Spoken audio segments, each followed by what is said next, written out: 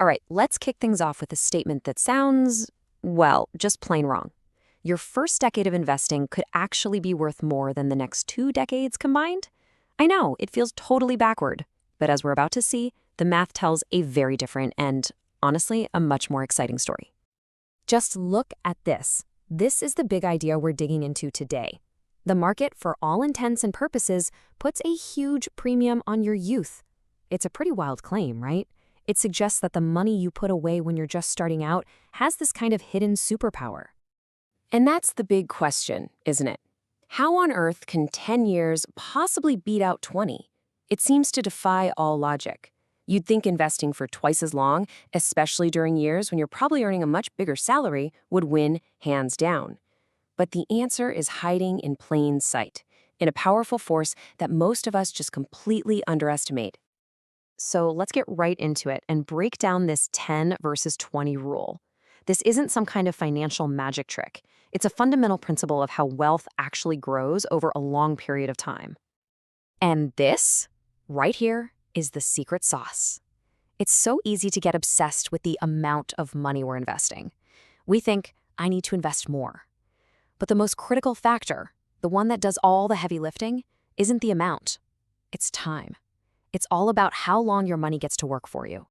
Now, once you really get that, it helps you just completely dismantle a very common and frankly, very expensive money myth that so many people, especially young professionals in India, tend to fall for. You hear this all the time, right? This idea on the left, oh, I'll get serious about investing in my 40s, when I'm earning more money. It sounds so logical, so responsible, but the reality is what you see on the right. Your 20s and 30s, those are your wealth-building superpowers. So what's the engine behind this? How does it actually work? Well, it's all powered by one of the most incredible forces in all of finance, compounding. This is the magic that makes that whole 10 versus 20 rule possible. The really important thing to grasp here is that this isn't straight-line growth. It's exponential. It's not just your initial money making money. It's the money you made, then making its own money. Think about it. You earn 10 rupees on your first 100. Great.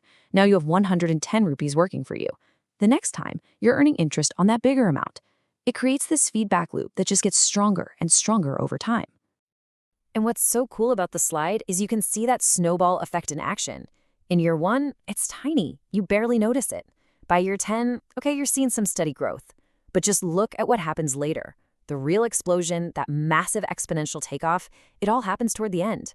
The vast majority of your wealth is often created in those final few years. And hey, this isn't just some abstract theory. Look at maybe the greatest investor of all time, Warren Buffett. His real genius wasn't just picking the right stocks. It was starting super early and giving his money decades, literally decades, to build momentum. Compounding did the hard work for him, especially later in life. Okay, this all sounds amazing, but what happens if you miss out on that early momentum? What is the actual hard number cost of just waiting 1 decade to get started? Well, the answer is pretty staggering. This chart just lays it all out there. On the left, you've got someone who starts at 25. On the right, someone who waits until 35.